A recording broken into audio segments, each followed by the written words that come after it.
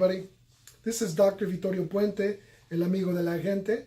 I'd like to share with you two pieces of research that I thought was pretty interesting. The first piece of research looked at the relationship between temperature and suicide in wealthy countries, more specifically in the US and in Mexico. It's been noted that we have observed the relationship between seasonal variations and the increase in suicide, but this is the first study that was able to determine if temperature was related to increase in suicide. What they found was when there's an increase of 1 degree in temperature Celsius, they found that there was a 1% increase in suicide in the United States and a 2% increase in suicide in Mexico. This was the first time that I've come across that they used Twitter in the language people have used on Twitter to determine if there was such a relationship. So the researchers looked at over 1 million Twitter feeds.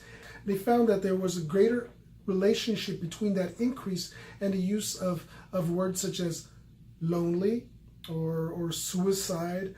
So the implications, so we've been having a lot of record temperatures lately, and perhaps for people that are more at risk at that time to become more cognizant and more observant of their particular behavior and some of the markers that might indicate that they are intending to do something to themselves. The second piece of research is related to Alzheimer's and diet and nutrition.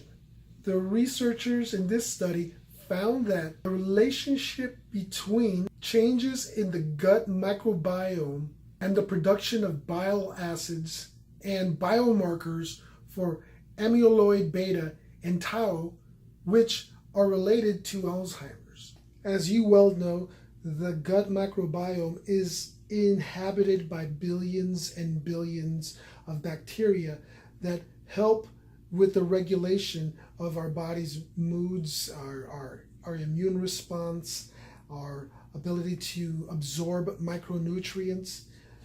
This study found further support that relates the relationship between bile and the occurrence of Alzheimer's. What are the implications? Well, what we can do is look at more of our diet and some of the supplements we use. We can modify our diets from bad fats to good fats, and if we've had an extensive history of using antibiotics to treat chronic diseases, or we've gone through a series of rounds of chemotherapy or radiation, we can use a probiotic to help supplement the microbiome in our gut. The stability of the gut microbiome is imperative to our overall health.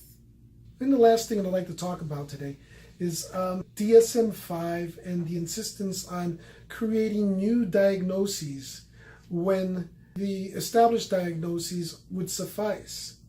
Take, for instance, the proposal to introduce a new diagnosis of temper dysregulation disorder. Now, temper dysregulation disorder is somewhere between oppositional defiant disorder and attention deficit disorder. Do we really need it? Do we really need to complicate further our ability to diagnose? Well, I don't agree with it. I believe that efficiency is the preferable approach, to be more efficient in how we diagnose than increase the number of diagnoses. Well, thank you very much for your attention, and hopefully some of this information you found interesting and may help you in your practice.